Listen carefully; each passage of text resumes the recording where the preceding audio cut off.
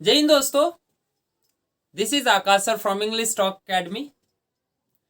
आज का दिन बहुत ही स्पेशल है क्योंकि आज रिपब्लिक डे है। सभी को पता है ये 73 रिपब्लिक ऑफ आ कंट्री। ठीक है, चलिए इस दिन को और भी स्पेशल बनाते हैं एक स्पेशल टेंस के बारे में जान करके। This is the last class of your tense, so do not get worry about it. इसके बाद हम एडवांस चीज़ों को स्टार्ट करेंगे। ये one of the most advance tense से बिलोंग करता है ये टेंस, क्योंकि it is about future and continuous. Guys, कुछ ऐसी चीजें हैं जो मैं प्रीवियस कुछ दिन पहले पढ़ रहा था, इसको तो समझ में आया।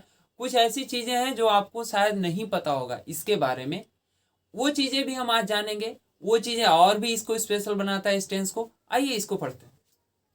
क्या है guys? Future perfect continuous tense. Second नाम इसका ये कह लीजिए, या इसको इस नाम से भी जाना जाता है, फ्यूचर परफेक्ट प्रोग्रेसिव टेंस के नाम से भी जाना जाता है। चलिए इसके कुछ इंपॉर्टेंट पॉइंट है उसके बारे में जानते हैं। इसका इंपॉर्टेंट पॉइंट क्या है? कह रहा है कि इस टेंस का यूज वैसे एक्शन को एक्सप्रेस करने के लिए किया जाता है जो फ्यूचर में एक निश्चित समय के लिए जारी रहे होंगे, रहते हैं या रहेंगे। कहने का मतलब है कि इस टेंस का हम यूज वहां पे करेंगे जो कोई काम एक निश्चित समय से स्टार्ट हुआ होगा या फिर होगा। वो मैटर नहीं करता कि ये पास्ट में स्टार्ट हुआ था या प्रेजेंट में स्टार्ट हुआ है या फ्यूचर में स्टार्ट होगा, doesn't matter. But matter is that कि वो काम फ्यूचर में कंटिन्यू होना चाहिए। तभी मैंने बताया कि perfect doesn't matter, the matter is continuous, किसी चीज की कंटिन्यूटी को शो करना। ठीक है। सेकेंड वन, इस टेंस का यूज वैसे एक्शन के लिए एक्सप्रेस करने के लिए होता है जो कि एक फ्यूचर में एक निश्चित समय से जारी रहते हैं। रहा होगा, रहे होंगे, रही होगी, ये आपके बुक में दिए होंगे। इस चीज को आप बेहतर तरीके से बुक से समझ सकते हैं और भी। लेकिन जो इंपॉर्टेंट चीज है मैं वो बता रहा हूं आपको। कोई काम पास्ट में स्टार्ट हुआ हो, प्रेजेंट में स्टार्ट हुआ हो, फ्यूचर में स्टार्ट होगा, doesn't matter. But matter is that कि फ्यूचर में ये कंटिन्यू रहना चाहिए। हमें इतना से ही लेना देना है कि फ्यूचर में ये कंटिन्यू ही रहेगा। चलिए इसका एग्जाम्पल कुछ देखते हैं। क्या कह रहा है कि I will have been singing, I will have been singing. अब यहां पे आप कोई टाइम पीरियड नहीं दिया हुआ है। ठीक है, जैसा कि इसमें लिखा हुआ है कि कोई काम फ्यूचर में एक निश्चित समय से के लिए जारी रहते हैं। यहाँ पे कोई टाइम पीरियड नहीं दिया हुआ है। इसके आगे आप टाइम पीरियड यूज कर सकते हैं, bye the time, by the next month, by the last year, और फॉर 2 years, ऐसे करके यूज कर सकते हैं। बट यहाँ पे मेन इंपॉर्टेंट क्या है? यहाँ पे देखिए गाइस, यहाँ पे शैल और विल दोनों में से कोई सा भी यूज कर सकते हैं। जो बच्चे कंपटीशन की तैयारी कर रहे हैं उनके लिए शैल का यूज करें तो ज्यादा बेहतर होगा। ठीक है। विल का यूज मॉडर्न इंग्लिश में है, उसमें कोई डाउट नहीं है। अगर विल का भी यूज करते हैं तो गलत नहीं होंगे, बेफिक्र होकर के विल का भी इस्तेमाल कर सकते हैं, वहां पे यूज कर सकते हैं। बट शैल का यूज आप दो ही कंडीशन में कर सकते हैं, आई और वी के साथ आप सिर्फ शैल का यूज कर सकते हैं। मैंने प्रीवियस क्लास में बता दिया है, लिंक आपको डिस्क्रिप्शन में दे दिया जाएगा। But the main thing is that कि I will have been singing, ये काम फ्यूचर में कंटिन्यूअस होगा। Is that clear guys? Second क्या है? He will have been working for 2 years. यहाँ पे टाइम पीरियड आपको दिया हुआ है ना? इसको आप टाइम एक्सप्रेसिंग वर्ड कह सकते हैं। ठीक है। किसको? इस वाले को टाइम एक्सप्रेसिंग वर्ड कह सकते हैं। He will have been working for 2 years. Is that clear? मतलब कि वो 2 सालों से काम कर रहा होगा। By the end of this month, अब चलिए आते हैं एक इंपॉर्टेंट नोट पे। By the end of this month I shall have been teaching for 5 years. Guys, what is this?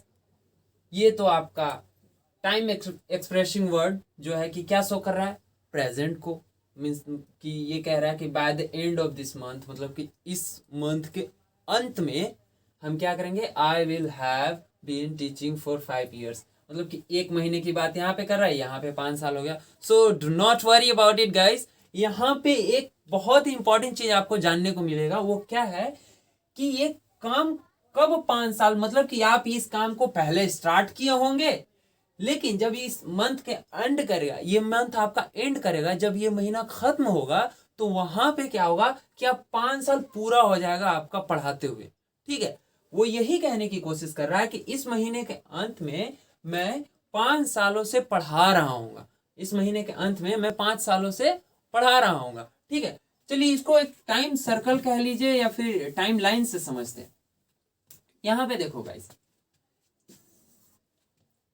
यहां पे आप हैं नाव, ठीक, ये आपका क्या है, चलो टाइम सर्कल जो मेरा बनाया हुआ है उसको समझते हैं। यहाँ पे नाउ यानी कि आपका ये प्रेजेंट टाइम है, कौन सा टाइम है, प्रेजेंट टाइम है। ठीक है, यहाँ पे आप अभी हो, ये आपका पास्ट हो गया और ये आपका फ्यूचर हो गया। गाइस अभी आप यहाँ पे काम करना स्टार्ट किए, ठीक है, यू स्टार्टेड वर्किंग हियर, आप यहाँ से काम करना स्टार्ट किए। ठीक है, फिर आपने यहाँ पे जाकर के आपका काम कितने साल तक चला, 5 साल, 5 years आपके हो जाएंगे। जब आप यहाँ पे पहुंचेंगे तो आपका 5 year हो जाएगा। तो आप ये कह सकते हैं कि जब मैं यहाँ पहुंच जाऊंगा, मीन्स दैट कि ये आपका मान लीजिए 2025, यहाँ पे सॉरी ये 2026 कर लो, 27 कर लो, ये 2022, आप अभी 2022 में हो, आप यहाँ पे 2026 है। तो यहाँ से क्या हुआ आपका, जब आप काम यहाँ से स्टार्ट करने शुरू किए, आपका 5 year यहाँ कंप्लीट हो रहा है, तो आप ये कह सकते हैं I will have been working for 5 years। लेकिन यहाँ पे आपने टाइम को नहीं डाला हुआ है, तो आप ये कह सकते हैं कि by 2027 I will have been teaching for 5 years। By 2027 I will have been teaching here for 5 years। अब यहाँ पे समझो, मान लो आपने यहाँ पे नहीं स्टार्ट किया, आप पास्ट में यहाँ पे 2020 में स्टार्ट किया काम करना, 2020 में, इस चीज को भी समझना गाइस, 2020 में आपने काम स्टार्ट करना शुरू किया और 2027 में आप क्या कह रहे हैं कि I will have been working for 7 years। अभी आपने टाइम को नहीं डाला, क्या कहा, I will have been working here for 7 years। लेकिन जब मैं टाइम को ऐड करता हूं तो आप ये कह सकते हैं by 2027 I will have been working here for 7 years। Guys कोई मैटर नहीं करता कि आपने काम स्टार्ट कहां से किया है, आप यहां थे तब भी आपने बोला by 2027 I will have been working here for 5 years। जब आपने काम यहां स्टार्ट किया था तभी आपने यही कहा by 2027 I will have been working here for 7 years। बस फर्क इतना सा पड़ा कि जहां पे आपने 7 लगाया था वहां पे, सॉरी जहां पे आपने 5 लगाया वहां पे आप 7 कर रहे हो।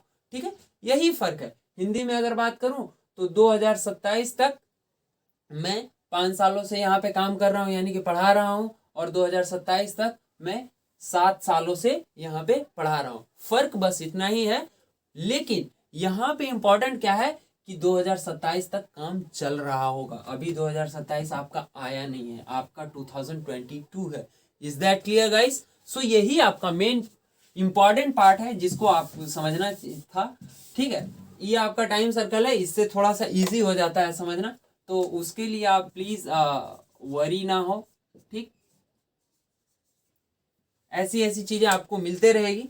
तो चलिए आगे बात करते हैं। कुछ नोट्स है, 2 पॉइंट यहाँ पे लास्ट में मैंने स्ट्रक्चर दिया हुआ है। Structure is doesn't that much, it is not that much important, just because of कि जब आप सेंटेंस बनाने लग जाते हैं खुद से तो आपका स्ट्रक्चर रखा का रखा ही रह जाता है। ठीक है, चलिए नोट पे बात करते हैं।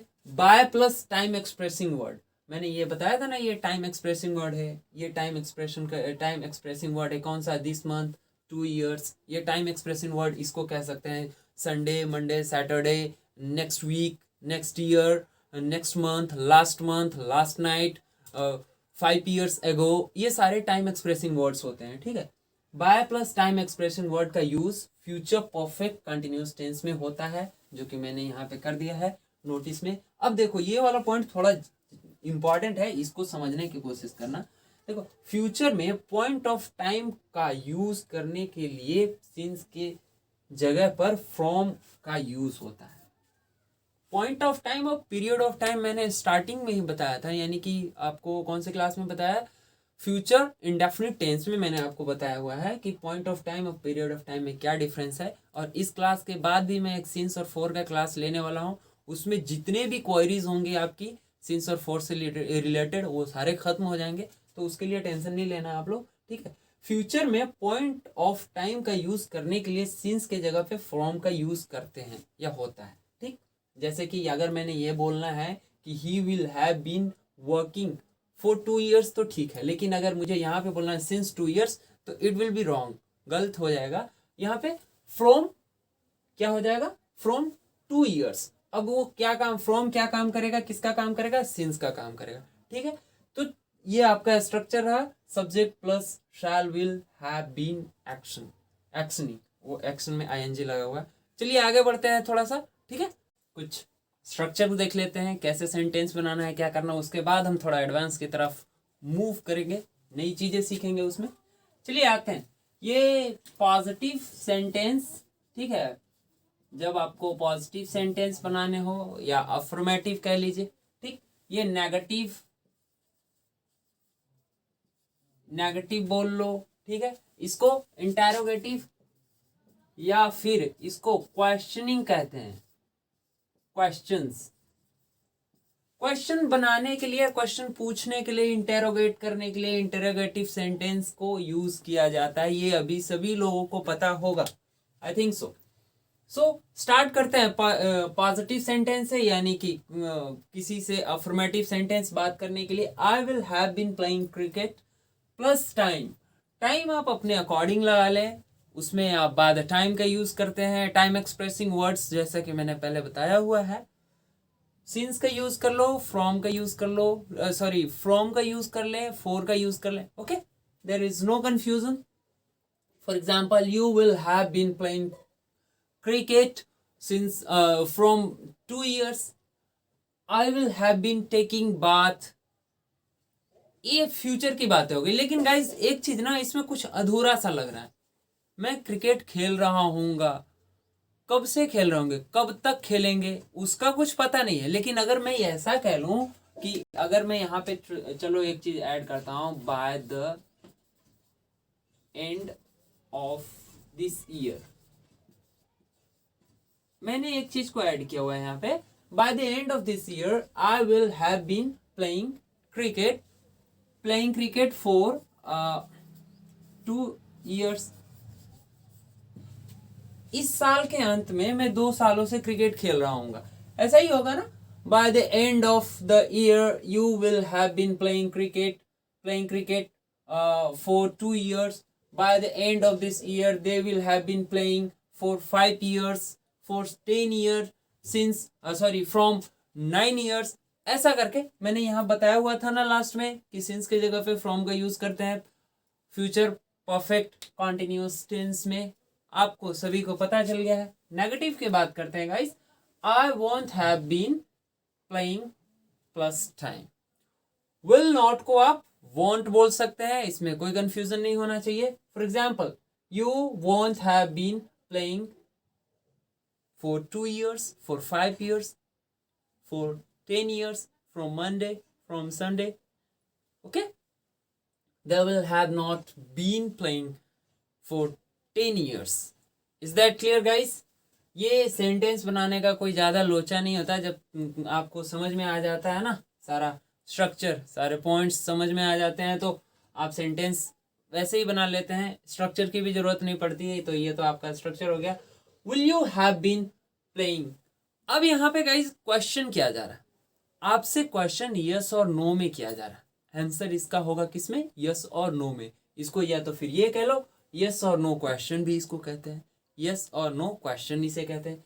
कैसे, will you have been playing for 10 years। जब आप क्वेश्चन करते हैं तो यहाँ पे एक चीज आपके माइंड में आता है कि आपको टाइम उसको बताने की जरूरत नहीं पड़ती। क्या तुम 10 सालों से खेल रहे हो, तो यहाँ पे हाँ ना, ये तो रहेगी बात प्रेजेंट की, लेकिन क्या तुम 10 सालों से खेलोगे? ये थोड़ा सुन के अजीब नहीं लग रहा? हाँ, अब इसको थोड़ा सा हम अपने तरीके से मॉड्यूल करते हैं, मॉडिफाई करके पूछते हैं, हिंदी में बात करते हैं। पहले 2027 में या 2025 में तुम कितने सालों से क्रिकेट खेल रहे होगे?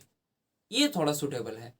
मतलब कि मुझे नहीं पता है, इतना तो पता है कि तुम क्रिकेट खेलते हो, लेकिन मुझे ये नहीं पता कि तुम कितने सालों से क्रिकेट खेलते हो, या फिर 2025 में तुम कितने साल के हो जाओगे, है ना। अभी अगर मैं एज की बात करूं तो सपोज कर लो कि कोई एक लड़का है जिसका एज हो रहा है 25 अप्रॉक्स, तो हम कैलकुलेट करते हैं कि 2030 में तुम्हारी एज कितनी हो जाएगी। अगर अभी 2022 है तो 2030 में आपकी एज कितनी हो जाएगी, मतलब कि आप कितने साल के हो जाओगे। It is about the future and it's also connecting the this tense. इस टेंस को कनेक्ट कर रहा है। ये कैसे कनेक्ट कर रहा है उस चीज को समझो। I will have been playing cricket for 10 years. I will have been playing cricket for 10 years, मतलब मैं 10 साल से क्रिकेट खेल रहा हूँ। But in 2030, sorry, by 2030 I will have been playing cricket, I will have been playing cricket for 5 years, मतलब कि 2030 में मैं 10 सालों से क्रिकेट खेल रहा हूँगा। हो सकता है कि आपने 2025 में स्टार्ट करना हो, इस चीज़ को आप 2025 में स्टार्ट करेंगे तो वैसे ही। लेकिन इसको एक अलग तरीके से जो इसका जनरली क्वेश्चन किया जाता है, मैं उसको बता रहा हूँ। जो क्वेश्चन जनरली किया जाता है present perfect continuous, past perfect continuous और फ्यूचर परफेक्ट कॉन्टिन्यूअस, तीनों में ये चीजें क्वेश्चन किया जाता है इस तरीके से। कैसे होता है उसका क्वेश्चन? हाउ लॉन्ग, इसको लगा करके। अब यहाँ पे हाउ लॉन्ग लगाने का मतलब कि आप टाइम आपने पूछ लिया। How long will you have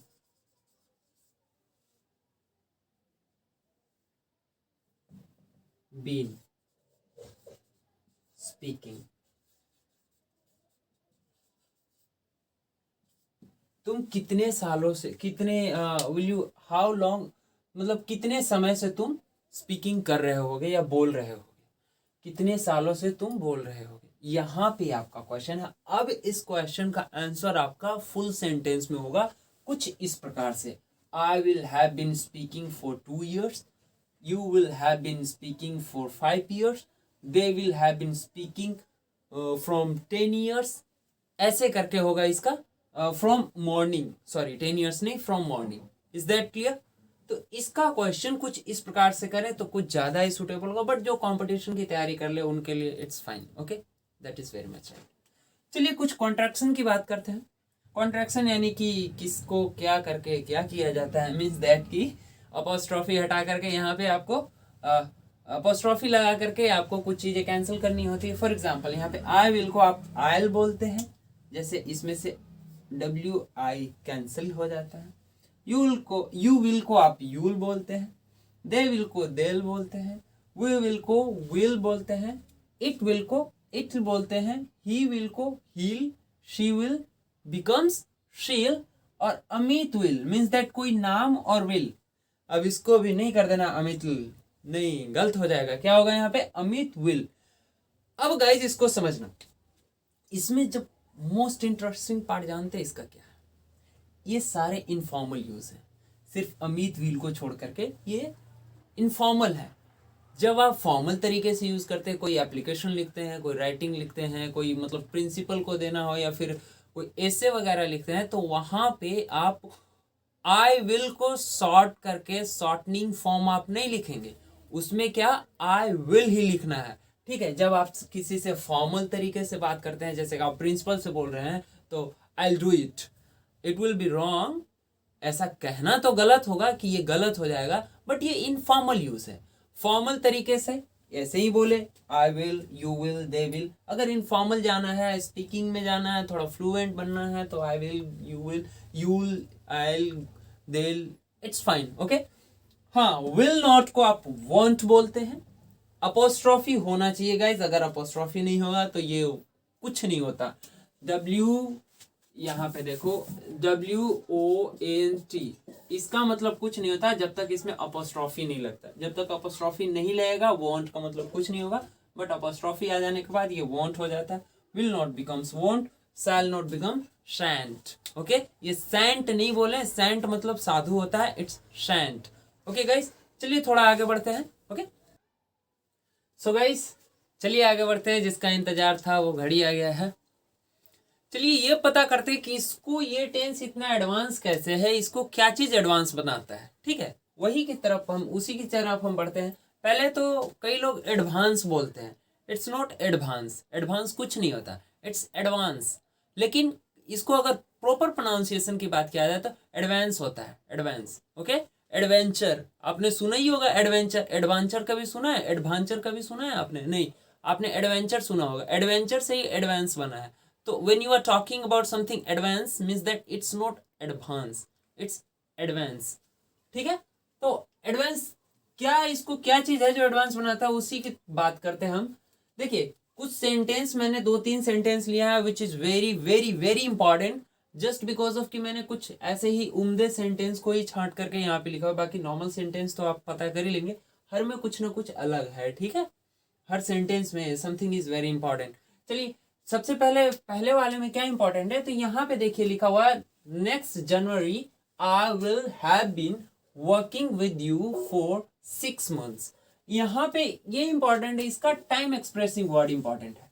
ठीक है, कि मतलब कि अगले जनवरी में मैं क्या होगा, तुम्हारे साथ 6 महीने से काम कर रहा होऊंगा।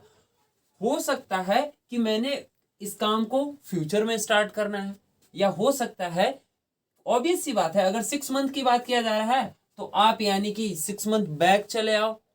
अभी तो आप नहीं, मतलब कि आप हो सकता है जनवरी फरवरी मार्च अप्रैल मई जून में आपने काम स्टार्ट किया, जून में आपने काम स्टार्ट किया, तो आप कह रहे हैं अभी आपका जनवरी चल रहा है, तो आपने बोला कि अभी जनवरी है लेकिन मैं जून से काम स्टार्ट करूंगा और नेक्स्ट जनवरी तक तुम्हारे साथ मैं कितने दिनों से काम कर रहा हूँ, 6 मंथ से।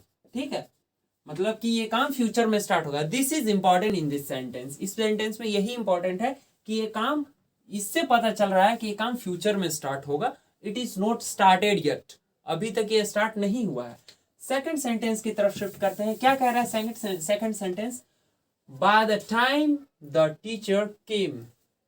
बाय द टाइम, ये टाइम एक्सप्रेसिंग वर्ड आपका यहाँ पे है, और इसमें आप, सॉरी मैं एक चीज भूल गया, ये आपका टेंस यहाँ पे शो कर रहा है, टेंस को ये बता, आई विल हैव बीन, यही आपका टेंस है, present future perfect tense, sorry. By the time the teacher came in the class. अब देखो इसमें इंपॉर्टेंट स्पेशल क्या है उसके बारे में बात करते हैं। I will have been doing my home task. अब देखो पहले तो ये स्कूल में है, बंदा होम टास्क कर रहा है, यहीं पे ये थोड़ा मेंटल टाइप का आदमी होगा, या हो सकता है घर पे उसको टाइम नहीं मिला होगा, but important thing is that कि टाइम एक्सप्रेसिंग के साथ टीचर केम, ये वाला कौन सा टेंस हो कर रहा है गाइस, अगर आपको याद होगा, करो, हाँ सही समझ रहे हो, ये कौन सा टेंस है, सिंपल पास्ट। कौन सा टेंस है, सिंपल पास्ट। टीचर केम क्या है, मैंने बताया था ना, सिंपल पास्ट में वर्ब के साथ सेकंड फॉर्म, तो ये सॉरी सब्जेक्ट के साथ सेकंड फॉर्म लगा हुआ है ना, वर्ब का सेकंड फॉर्म कम, केम, कम। ठीक है, by the time the teacher केम, जब टीचर क्लास में आएंगे मैं क्या करूंगा, आए होंगे, मतलब कि ये फिनिशिंग को बता रहा है। I will have been doing my homework, मैं होमवर्क कर रहा हूँगा। इससे हमें कुछ लेना देना नहीं है, लेकिन मेरा जो मेन पार्ट है ये है, लेना देना ऊपर वाले से कुछ नहीं, लेकिन ये कह रहा है, हाँ मैंने आपको पहले भी बताया हुआ है, फ्यूचर के सभी ऑलमोस्ट सभी टेंसेस में मैंने आपको बता दिया है कि जब भी मैटर करता है आपका main part, second part past का हो सकता है, फ्यूचर का हो सकता है, बट मोस्ट ऑफ टाइम क्या होता है, पास्ट का ही होता है, वो भी पास्ट सिंपल का होता है। Is that clear? वही कह रहा है यहाँ पे, by the time the teacher came I will have been doing my home task. Future में जब टीचर इसका क्लास में आएंगे मैं अपना काम कर रहा होऊंगा। सेंस इसका यही निकल रहा है। अब ये मत कर जाना कि ये तो सर पहले की बात है और ये वाला सर आगे की बात है, तो दोनों एक दूसरे को इंटरकनेक्ट कैसे कर रहा है? But it is like that कि फ्यूचर में वो काम फिनिश हो चुका होगा, फ्यूचर में टीचर आ चुके होंगे, तो फ्यूचर के लिए तो वो पास्ट हो गया। चलो यहाँ पे समझना है इस चीज को, ये थोड़ा कंफ्यूजिंग है, इस चीज को समझना। ये एक टाइम है, आज आप यहाँ पे हो लेकिन 2 दिन बाद आप यहाँ पे हो। अब हम यहाँ पे बात कर रहे हैं, अब 2 दिन बाद यहाँ पे हो गया, 2 दिन 2 days की बात यहाँ पे हो रही है। आप यहाँ पे पहुंच गए, यहाँ पे जब टीचर क्लास में आ गए ना, टीचर यहाँ पे आज की बात कर रहा हूँ, तो आप यहाँ पे क्या कर रहे हैं? होमवर्क कर रहे होंगे। मीन्स दैट कि आपका जब टीचर क्लास में आ गया होगा तब भी आप होमवर्क कर रहे होंगे। आ गया होगा गाइज, यहाँ ये सेंस, ये वाला पॉइंट आपको क्या शो कर रहा है? पास्ट को शो कर रहा है, पास्ट सिंपल को शो कर रहा है।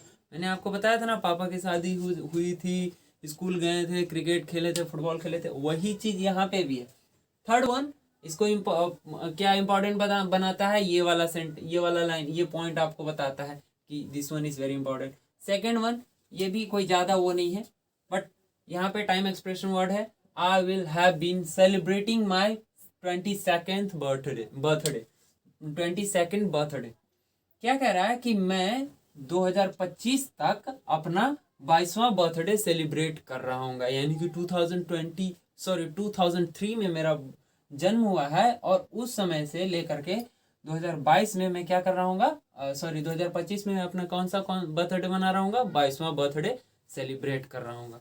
यही है आपका जो main component of the sentences. Sentence आप खुद से बनाएं तो ज़्यादा बेहतर होगा, मैं बार बार रिक्वेस्ट करता हूँ सब स्टूडेंट से।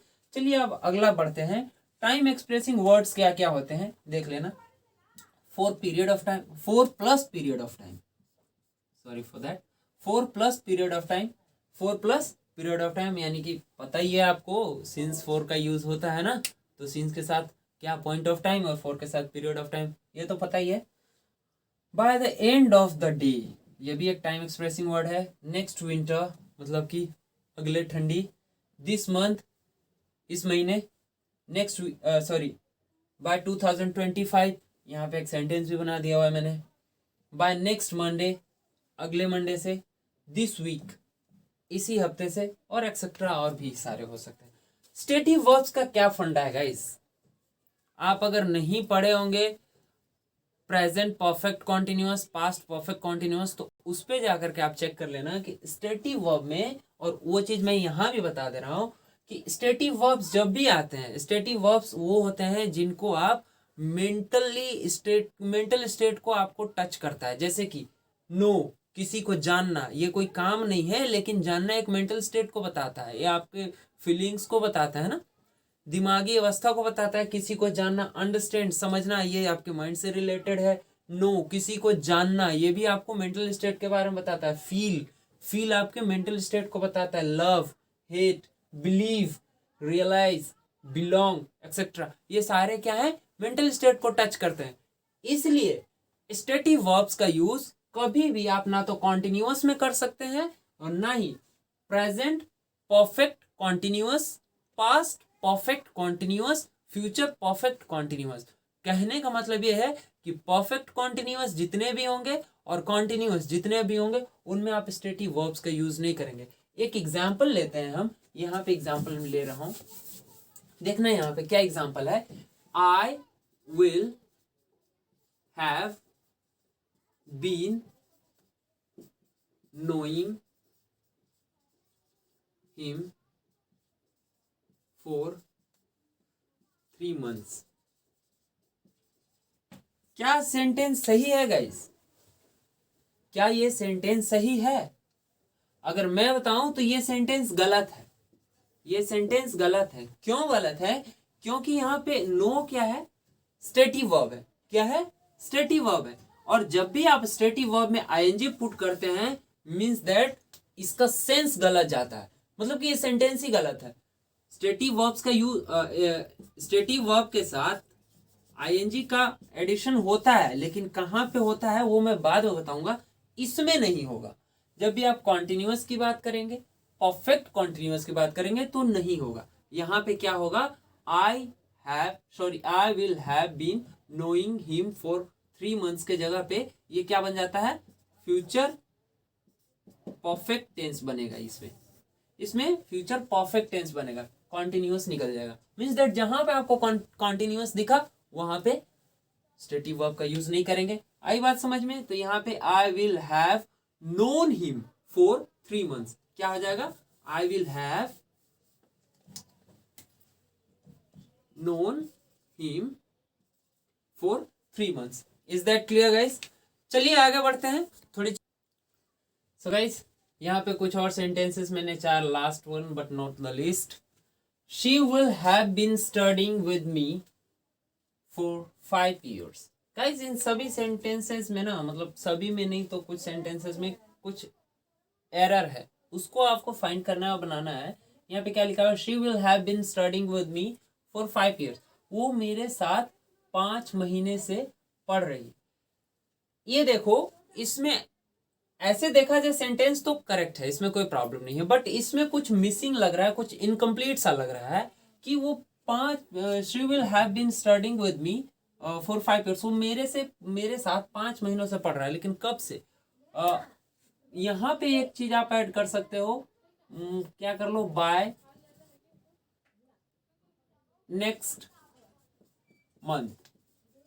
अब मैंने इसको ऐड क्यों किया कि वो अगले महीने, क्योंकि मैंने आपको बताया कि एक निश्चित समय से जारी रहा होगा कि वो अगले महीने मतलब कि नेक्स्ट मंथ में कितने सालों से पढ़ रही होगी। एक नेक्स्ट मंथ पॉइंट है जहां पे जा करके ये 5 साल पूरा हो जाएगा।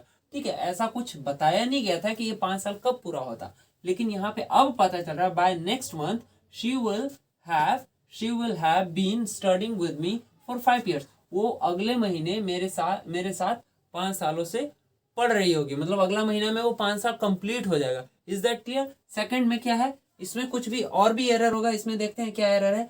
Bye next month I will have been knowing him for 10 years। अब इसमें एरर आप फाइंड करो देखो कहाँ पे एरर है गाइस। अरे बात समझ में? याद करो स्टेटिव वर्ब्स के बारे में मैंने कुछ बताया हुआ था, तो वहीं पे देखो, यहाँ पे आ जाओ यहाँ। ठीक है, ये तो यहाँ पे हैव बीन को हटा करके क्या, बीन नोइंग को हटा करके क्या होगा? I will have known him for 10 years। ये आपका मिस्टेक था। नेक्स्ट में क्या है? नेक्स्ट मंडे, सॉरी यहाँ पे कॉमा रहेगा, next Monday you want have playing for 2 weeks। इसमें देखो कहीं पे और एरर दिख रहा है आपको कहीं भी? चलो मैं बताता हूं, यहां पे आपका एरर है। ठीक है, वॉन्ट नहीं होता है, इसमें अपोस्ट्रॉफी रह गया है, तो यहां पे क्या हो जाएगा? वॉन्ट। क्लियर? आई बात समझ में? इसका एरर वॉन्ट था। ठीक, बाय द टाइम, कॉमा इसमें भी छूट गया है, by the time I join ETA she will have been studying for 5 months। क्या है? By the time I joined English Talk Academy she will have been studying for 5 months। वो देखो, जब मैं इंग्लिश क्लास ज्वाइन करूंगा, sorry यहाँ comma नहीं होगा, यही होगा कॉमा।